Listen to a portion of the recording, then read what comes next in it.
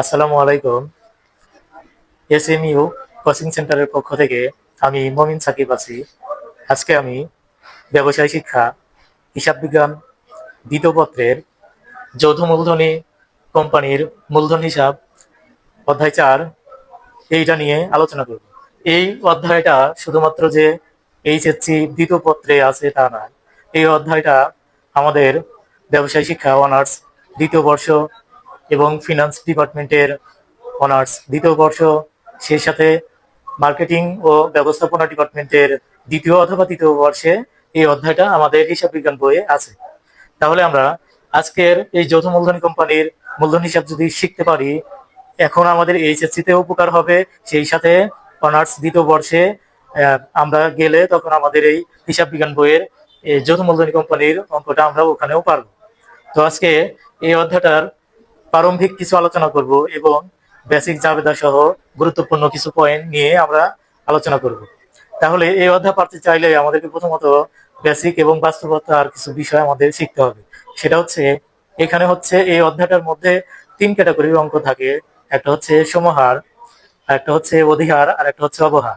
সমহারটা হচ্ছে তোমার ফ্যাক্টরিতে ধরো তুমি লুঙ্গি উৎপাদন করো, সেই লুঙ্গিটা তুমি হাটে নিয়ে উৎপাদন খরচের চেয়ে কম মূল্যে সমমূল্যে যদি বিক্রি করো, তাহলে সেটা হবে সমহার।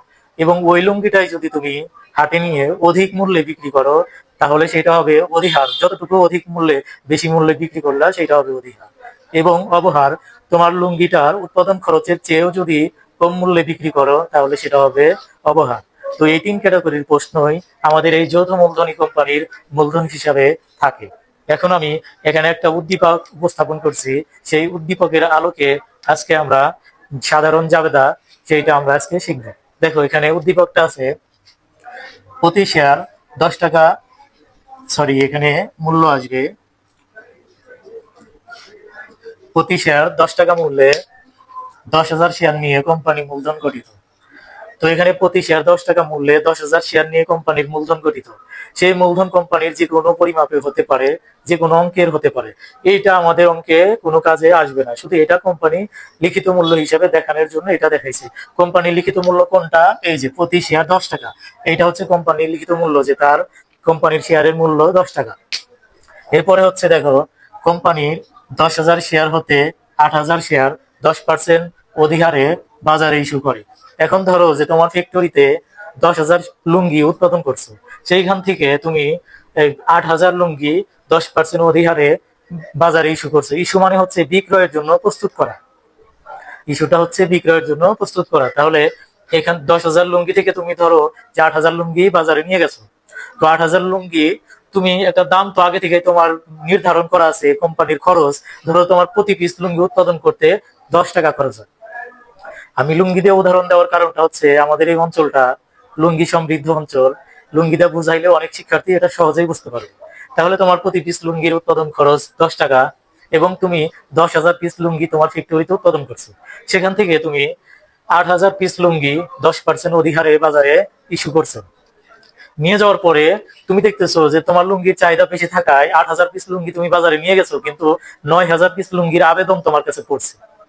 তাহলে তুমি কিন্তু এই যে এখানে আছে যে 9,000 শেয়ার আবেদন করে, তাহলে তুমি কিন্তু 1,000 শেয়ার বা 1,000 লুঙ্গি আবেদন বেশি পাইলা। এই অতিরিক্ত আবেদনের শেয়ার সংখ্যাগুলো আমাদেরকে গ্রাহকদের আবার ফিরিয়ে দিতে হবে। কেন? আমরা বাজারে নিয়ে গেছি 8,000 পিস লুঙ্গি, কিন্তু আমরা আবেদন পত্র পাইছি 9,000 পিস। এখানে তাই বলছে যে কোম্পানির 10,000 শেয়ার হতে 8,000 শেয়ার 10% অধিহারে ইস্যু করে, 9,000 শেয়ার আবেদন করে অতিরিক্ত আবেদনের শেয়ার যথারীতি ফেরত করেন। তাহলে অতিরিক্ত আবেদনের শেয়ার যথারীতি যে ফেরত প্রদান করবে, সেই অতিরিক্ত শেয়ার সংখ্যা কত? 1,000 শেয়ার। এই যে আমরা বাজারে নিয়ে গেছি 8,000 শেয়ার, আবেদন পাইছি 9,000 শেয়ার, 1,000 শেয়ার আমরা ফেরত দিয়ে দেবো। তো এইখানে দেখো, এখানে দুইটা বিষয় শেখার, একটা হচ্ছে লিখিত মূল্য, আর একটা হচ্ছে যে আমরা শেয়ার গুলো অবহারে বিক্রি করতেছি না অধিহারে বিক্রি করতেছি। এখানে দেখো অধিহারে, তাহলে আমরা কার অধিহার?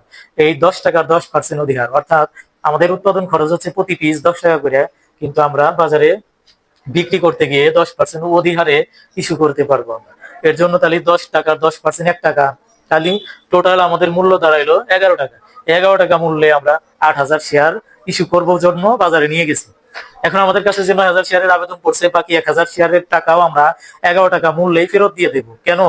যারা আমাদের কাছে আবেদন পত্র ফালাইছে তাদেরকে যদি আমরা লুঙ্গি দিতে পারতাম, তাহলে কিন্তু আমরা ওই 11 টাকা মূল্য ধরেই তাদেরকে দিয়ে দিতাম। যেহেতু আমরা পারছি না দিতে, সেই ক্ষেত্রে আমাদেরকে তাদের টাকা ওই 11 টাকা মূল্য ধরেই বাকি 1,000 শেয়ার ফেরত দিয়ে দিতে হবে। এখন এখান থেকে আমরা জাবেদা করব। দেখো, প্রথমেই তোমাদেরকে একটা জাবেদা এখানে কমন জাবেদা হবে, সেটা হচ্ছে যতটুকু শেয়ার তুমি আবেদন পাইছো সেইটার জাবেদা আগে দিতে হবে। তাহলে আমরা এখানে আবেদন পাইছি মোট 9,000 শেয়ার। এই 9,000 শেয়ারের জাবেদা আমাদেরকে আগে দিতে হবে। আর আবেদন পাওয়ার কমন একটি জাবেদা মনে রাখবা যে এই অধ্যায়ের লেনদেন গুলো ব্যাংকের মাধ্যমে হবে। এই অধ্যায়ের লেনদেন সবই ব্যাংকের মাধ্যমে হবে, এখানে কোনো নগদ লেনদেন নাই। তাহলে এই 9,000 শেয়ার যে আবেদন পাইছি, এইটার আমরা প্রথম জাবেদা দেব ব্যাংক হিসাব ডেবিট, শেয়ার আবেদন ক্রেডিট। ব্যাংক হিসাব ডেবিট, শেয়ার আবেদন ক্রেডিট। কেন?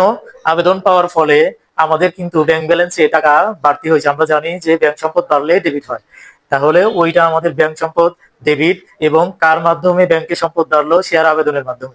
আমরা ওই শেয়ার আবেদনটাকে ক্রেডিট করব, এখানে আমরা লিখি। আর এই ঘরে, জাবেদার ঘরে তারিখের নাম থাকবে, কিন্তু তারিখ বসবে না। দেখো, এখানে আমরা লিখবো ব্যাংক হিসাব ডেবিট। ব্যাংক হিসাব ডেবিট,